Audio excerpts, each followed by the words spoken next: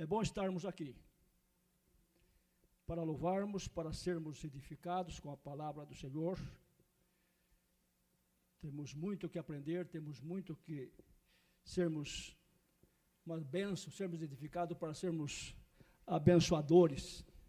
Viemos à igreja aqui para recebermos uma bênção, para consequentemente sermos abençoadores no mundo lá fora, nos nossos lares, sermos referência também com o exemplo de vida que nós aprendemos aqui. Eu gosto de dizer que a igreja é como uma academia, né? Nós treinamos aqui, depois vamos exercitar lá fora. Então, é importante o dia a dia. Por isso, nós temos que nos encher aqui, recebermos muita virtude para transfigurarmos em nossa fisionomia Jesus Cristo no mundo aí fora. Irmãos, eu quero ler um texto lá em João capítulo 4, mesmo assentados, poder ficar sentados mesmo, com toda a reverência à palavra do Senhor. Eu quero ler no capítulo 4, os versos 23, 24, 25 e 26. João, o quarto capítulo, 23, 24, 25 e 26, que nos diz assim: mas vem a hora, e já chegou, em que os verdadeiros adoradores adorarão o Pai em espírito e em verdade, porque são estes que o Pai procura para seus adoradores. Deus é espírito, importa que os seus adoradores o adorem em espírito e em verdade. Eu sei, respondeu a mulher, que há de vir o Messias, chamado Cristo. Quando ele vier, nos anunciará todas as coisas. Disse-lhe Jesus: eu o sou, eu que falo contigo. Amém? Vamos orar. Pai Santo, fala aos nossos corações, edifica o teu povo, a tua igreja, Senhor, que possamos ser edificados, Senhor, pela tua palavra, na iluminação em nossas mentes, pelo teu Espírito Santo. No nome de Jesus. Amém. Nós lemos no capítulo 4, aqui, irmãos, faz referência do encontro que Jesus teve com uma mulher samaritana.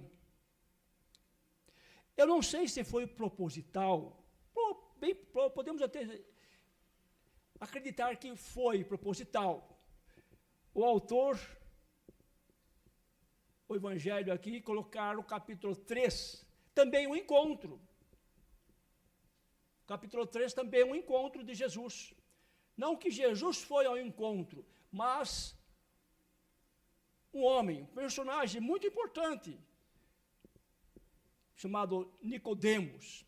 Ele foi de noite encontrar-se com Jesus. Nicodemos era doutor da lei, fazia parte do Sinédrio, Suprema Corte do Judaísmo, era um personagem, um figurão, vamos dizer assim. Ele foi de noite, bem provável que ele foi de noite para não ser visto. Mas por que ele foi encontrar com Jesus? Irmãos, eu creio que Jesus impressionava muito a vida de Nicodemos. Ele olhava todos os acontecimentos, ouvia todos os fatos, os acontecimentos que estavam ocorrendo, envolvendo a vida de Jesus, o ministério de Jesus. Eu creio que Nicodemos pensava: puxa, esse homem deve ser o Messias. Esse homem deve ser o Messias.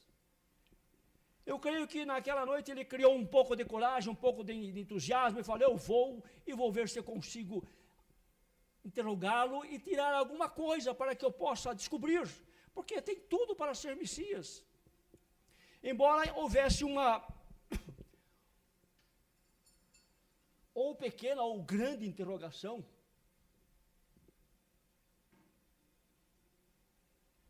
para ele, para Nicodemos,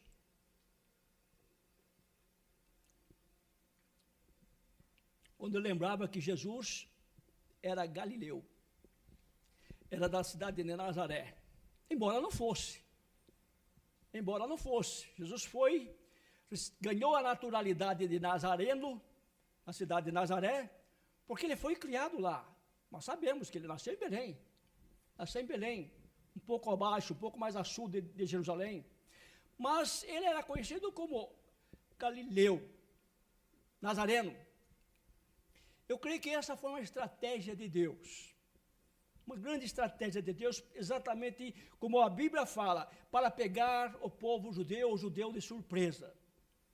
Nós percebemos que Isaías faz referência a isto. Aí Jesus, quando nasceu, fugiu para o Egito, e depois do Egito foi para a região da Galileia. E ali ele foi criado e adquiriu a naturalidade de Nazareno. Então, Nicodemos era realmente essa dúvida que ele tinha. Podia ser uma grande complicação. Como pode? Como pode? Ele tem tudo para ser o Messias, mas ele é nazareno, ele é da região da Galileia.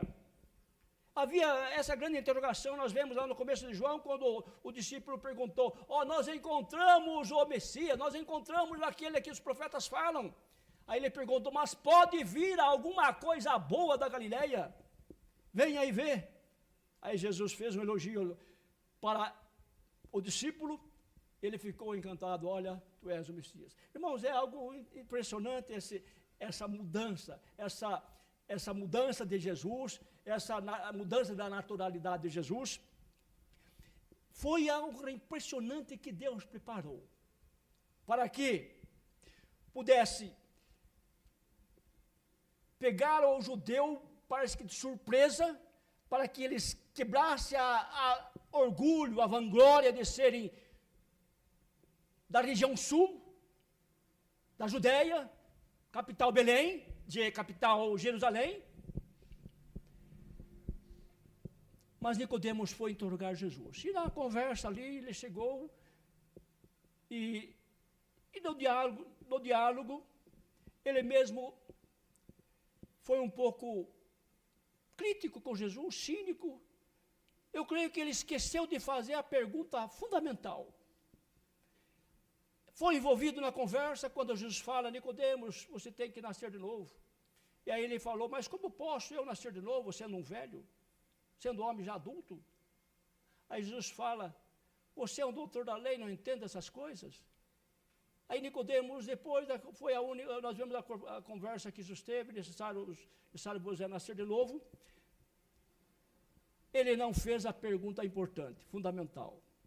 Eu creio que se Nicodemos chegasse e perguntasse assim, Jesus, qual a sua cidade natal? Onde você nasceu? Jesus com certeza ia falar, né? Mas ele não perguntou. Não sei se é de medo ou esqueceu, mas ele foi lá com o objetivo, queria saber, tirar a dúvida se esse homem realmente Jesus era realmente o Messias, mas não perguntou. Foi embora, voltou e não houve nada, foi apenas essa conversa. Capítulo 3, personagem importante. Agora nós vemos Jesus no capítulo 4, saindo ali do sul, da região de Jerusalém, indo para a Galileia. Ele tinha que passar próximo da cidade de Sicar, e ali, por volta da meio-dia, ele se parou ali num poço muito importante, um poço muito famoso, o poço de Jacó. Parou ali, e ali havia uma mulher, uma samaritana, porque ali já pertencia à região dos samaritanos. Aí Jesus parou ali, chegou para a mulher, dá-me água. Ela assustou, mas como pode você me pedir água, eu sendo uma samaritana e você sendo judeu? Aí Jesus fala para ela, olha, se tu soubesses quem está pedindo água, eu te daria água viva. E ela ficou encantada, água viva, puxa, de repente eu posso com essa água não precisar mais vir ao poço, buscar meio-dia. Alguns dizem que ela ia meio-dia para não se encontrar com outras mulheres que logo cedo iam para buscar água. E era uma distância longa. Então, olha, se eu tiver essa água viva, provavelmente eu vou não ter essa longa caminhada. E aí, no diálogo que ali estava tendo, aí Jesus fala, chama seu marido. Eu não tenho marido. Aí Jesus fala, você não tem marido porque já teve 5 maridos? Ela fica espantada. Senhor, veja que tu és profeta.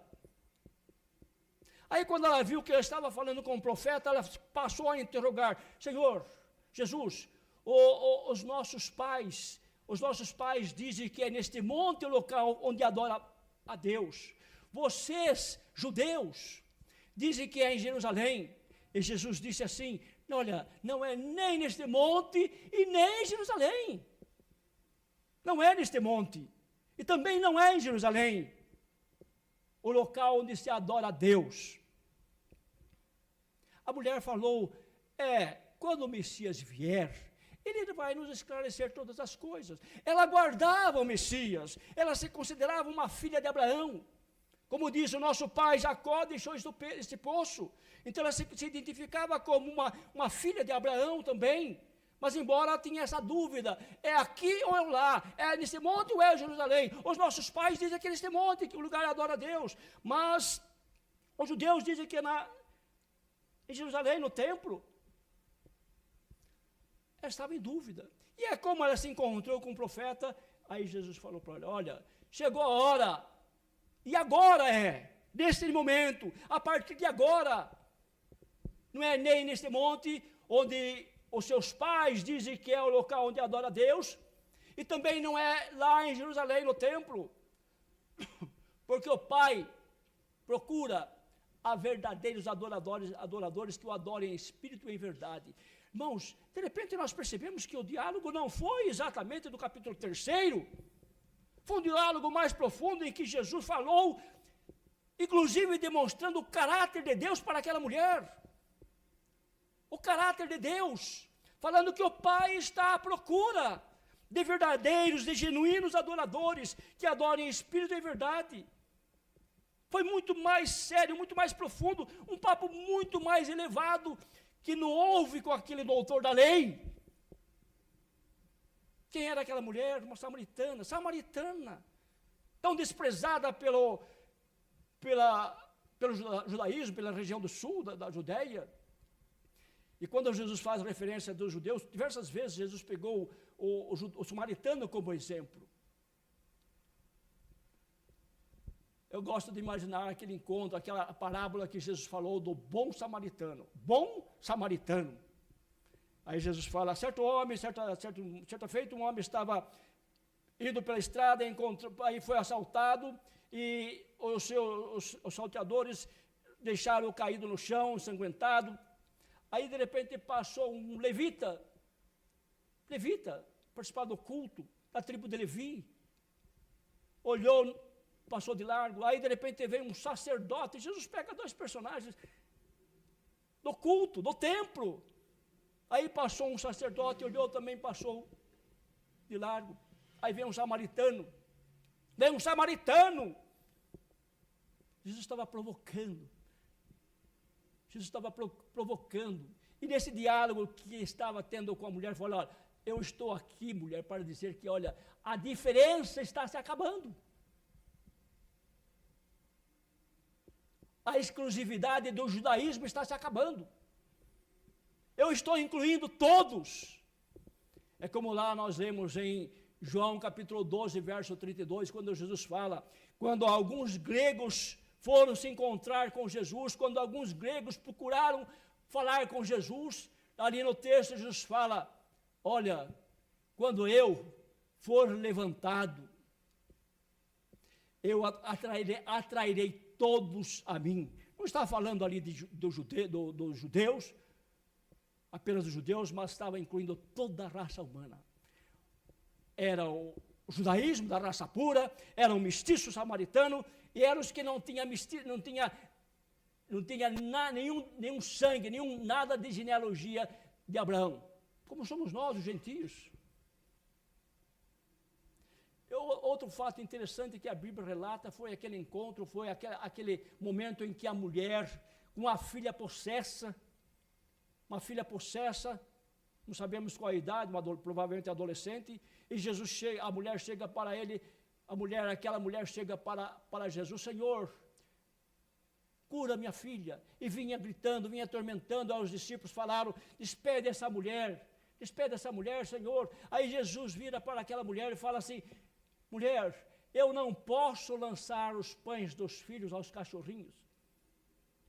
Era assim que o judeu considerava os não gentios, os não judeus. Era assim que os judeus do sul consideravam.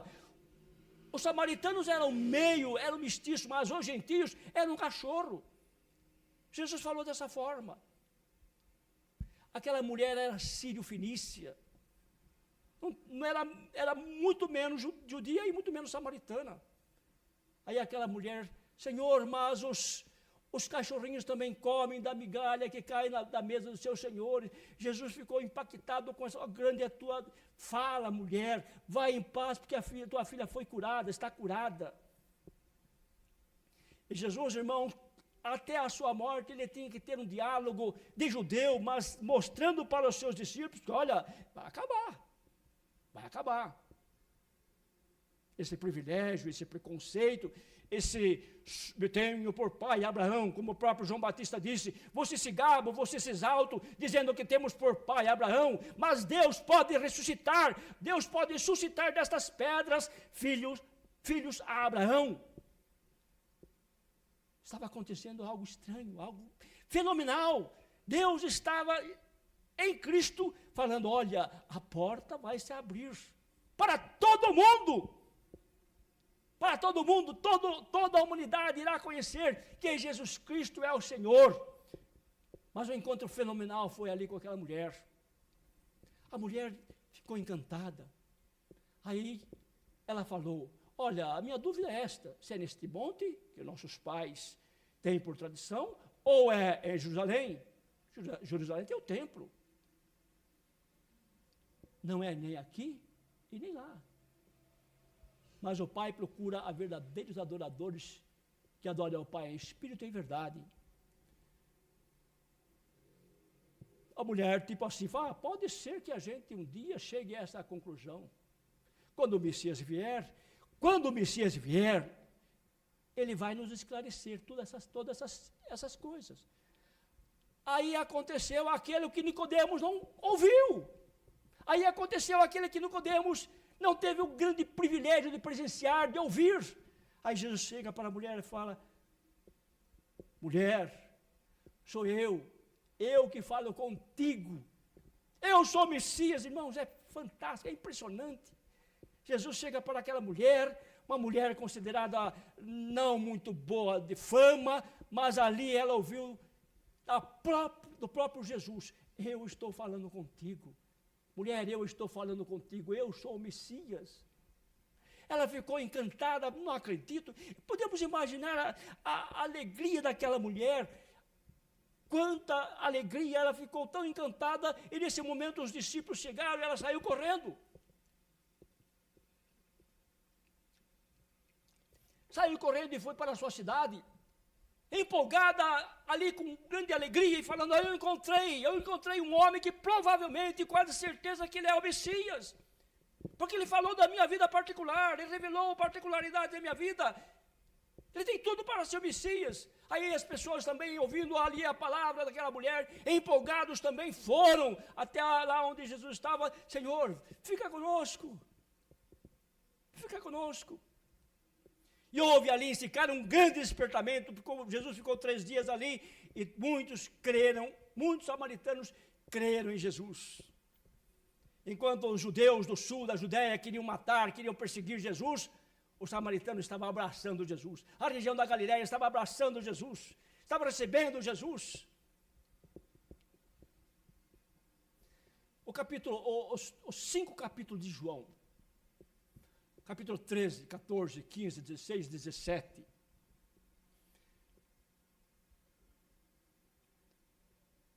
Jesus chama os discípulos para a ceia. Terminando de cear, ele toma uma toalha, uma bacia com água, se abaixa para lavar os pés dos seus discípulos. Depois ele revela Judas, o traidor. Depois ali ele sai, vai para um jardim, tendo um diálogo para os discípulos. Agradece ao Pai por ter dado aqueles discípulos para ele. Quando nós lemos o texto, irmãos, no capítulo 17, Jesus faz questão de incluir a minha vida e a sua. O capítulo 17, todo o capítulo é a oração de Jesus, oração sacerdotal de Jesus. Nessa oração, Jesus faz questão de incluir a minha vida e a sua vida. Nós estávamos naquela oração. Capítulo 17, verso 20. Quando Jesus ora: Senhor, obrigado por esses que tu me destes. Obrigado, Senhor, por esses que tu me destes. Só você perdeu um. Só você perdeu um, que é Judas. Mas, Pai, agora, verso 20, eu não peço somente por estes, mas eu também peço por todos aqueles que irão crer em mim. Deus incluiu. Você estava incluso na oração de Jesus, do capítulo 17, verso 20. E nós, muito menos, não somos judeus e muito menos samaritanos, somos gentios, a menos que alguém tenha sangue de judeu, né, de qualquer forma. Mas Jesus aqui expressou algo tão impressionante, quando ele revelou para a mulher, falou que ele podia saciar a sua alma com água viva. Falou que o Pai estava à procura de verdadeiros adoradores que adorassem ao Pai em espírito e em verdade. Em espírito e em verdade. O que podemos entender por essa adoração, irmãos? Será que é os grandes louvores que encontramos em muitas igrejas? Com um instrumental poderoso, bonito, impressionante. Tinha um cantor, ainda é vivo, Ronquinoli, não sei se alguém ouviu falar de Ronquinoli, sempre cantamos algumas músicas de Ronquinoli. Ele tem, eu gosto muito daquela música I See the Lord, Vejo o Senhor. Outras músicas mais, que tem um instrumental com trompetes, impressionante. Mexe com a emoção, com a alma, vibra naquele momento, um culto extraordinário, fenomenal. As pessoas são extremamente envolvidas com todo aquele som, com toda aquela adoração, com toda aquela euforia, levantando a mão, glorificando e louvando a Deus. São empolgados, são envolvidas intensamente por esse culto de adoração. Essa é a adoração. Esses são os verdadeiros adoradores. A verdadeira adoração, irmãos. Eu vou usar lá o texto de Paulo, capítulo 12 de Romanos, verso 1 e 2. A verdadeira adoração, eu creio que ali está expresso a verdadeira adoração. Não estou dizendo que aqui no culto não haja uma verdadeira adoração. Adoramos sim, adoramos e ficamos emocionados. Isso nos faz bem, nos edifica, porque sentimos a emoção, sentimos o prazer de cantar para Deus em conjunto na igreja. Somos edificados, sim. Mas a maior adoração é aquela da sua intimidade com Jesus, com o Senhor. Quando nós apresentamos os nossos corpos como sacrifício, como animal que era apresentado ali no altar, ou como o próprio Jesus que se apresentou ali para ser um sacrifício diante de Deus, em nosso lugar, o nosso corpo. O nosso corpo. Por isso que eu disse, exercitamos aqui na igreja, somos edificados aqui na igreja, mas é no dia a dia que nós apresentamos o nosso corpo, os nossos corpos para sermos genuínos e verdadeiros adoradores, na nossa casa, no nosso lar, na rua, onde estivermos, nos tornarmos verdadeiros adoradores. É o que o Paulo diz. E Paulo começa esse verso com uma palavra tão interessante, que ele diz: rogo-vos, pois, irmãos, que apresenteis os vossos corpos como sacrifício vivo, santo e agradável a Deus, que é um culto da razão, intelectual, mental, raciocínio. Estou cultuando a Deus com o meu corpo no dia a dia, cada minuto, cada instante que estou vivendo, eu estou cultuando a Deus com o meu corpo. Deus não quer somente as nossas vozes. Deus quer as nossas vozes, nosso culto, sim, mas muito mais nosso corpo. O nosso corpo. Por que o nosso corpo? Porque Jesus nos comprou na cruz. Nós pertencemos a Ele. Confessamos Jesus. Quando confessamos Jesus como Senhor, estamos declarando: eu te pertenço. Então, meu louvor, a minha dedicação, a minha expressão de amor é constante a todo momento, em todo instante da minha existência, da minha vida. Independente se a circunstância do dia a dia me atropela, tenta me impedir, mas temos que ter esse exercício de cultuar a Deus em todo momento, em todo instante. Existia um livro antigo, não sei se alguém já chegou a ler esse livro, O Louvor que Liberta. O Louvor que Liberta.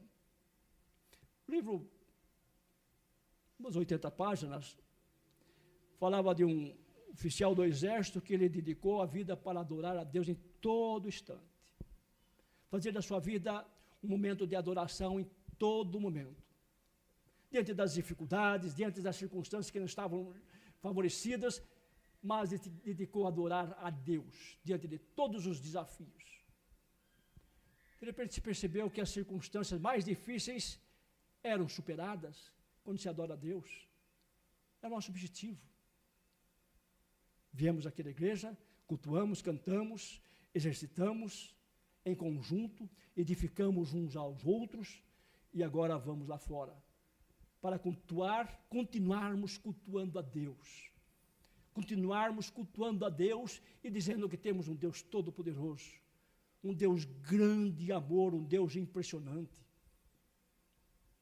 Eu gosto também de imaginar que a razão de estarmos aqui, irmãos, a razão de podermos estar aqui e confessarmos Jesus como Senhor, a razão de estarmos aqui e dizermos que Jesus é o Senhor da minha vida, de sermos motivados para apresentarmos os nossos corpos ao Senhor como o verdadeiro adorador em espírito e verdade. Isso teve um início, e foi quando Abraão apresentou ali Isaque como sacrifício.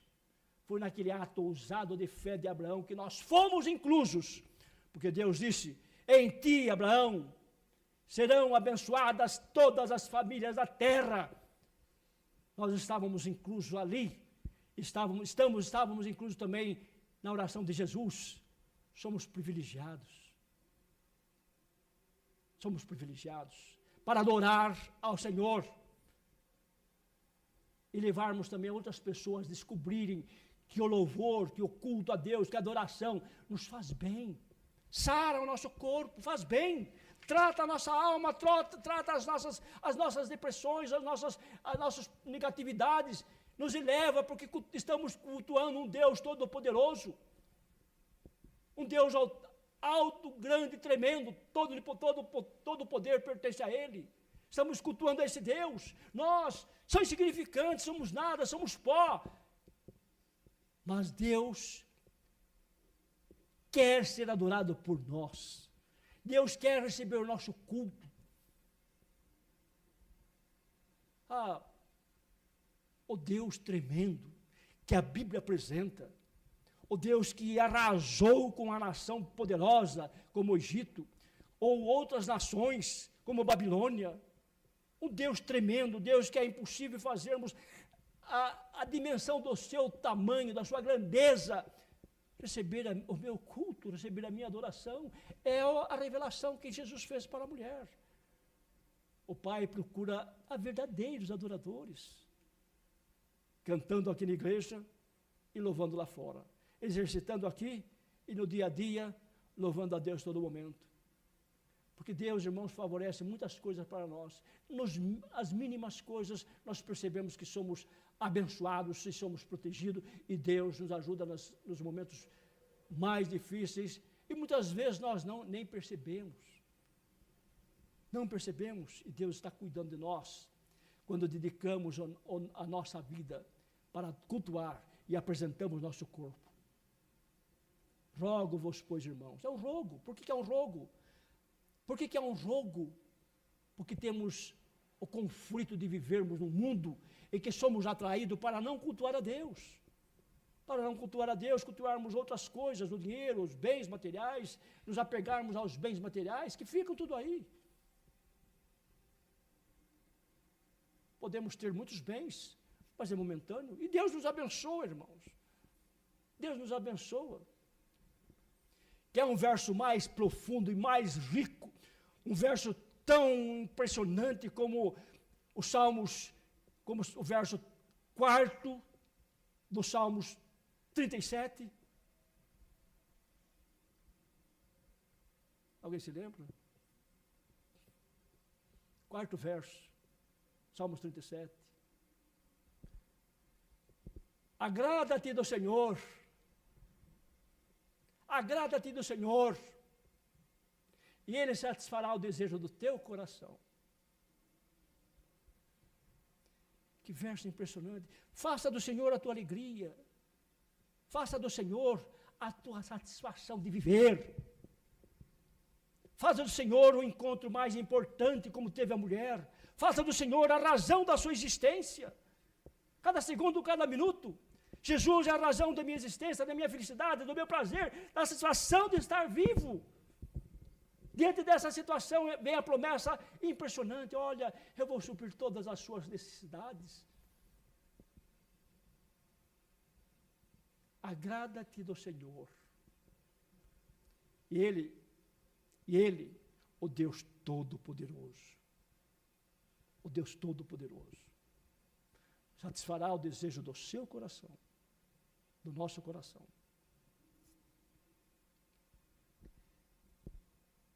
Irmãos, vamos ser adoradores lá fora, muito mais do que temos sido.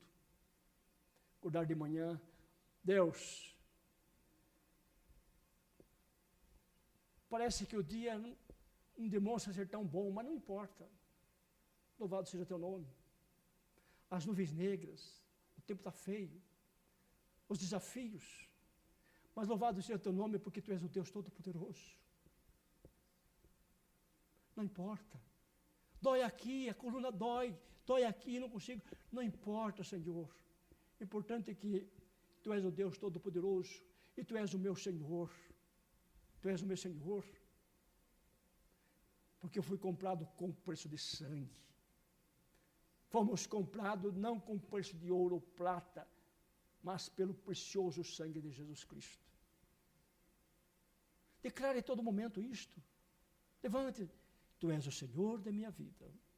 Ó Jesus, eu confesso, tu és o Senhor da minha vida. Tu és o Senhor da minha vida. Bem alto, para que o inferno, os demônios ouçam. Jesus é o Senhor da minha vida. Amém. Jesus é o Senhor da sua vida. Não só aqui, mas em todo momento. Então confesse, fale. Senhor, obrigado porque me compraste na cruz. Obrigado pela vida.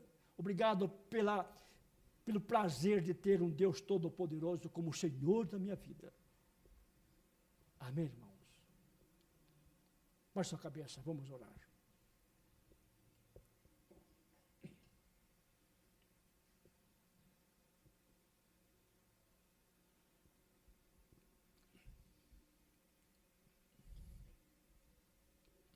Obrigado, Senhor, porque a Tua palavra, Senhor, revela que podemos crer num Deus Todo-Poderoso.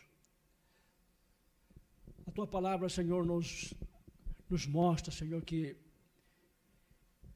somos abençoados, Senhor, somos privilegiados, Senhor, por termos um Deus Todo-Poderoso e cultuarmos a Ti, Senhor. Somos privilegiados, Senhor, porque Jesus nos uniu a Ti, ó Deus, pelo sangue de Jesus.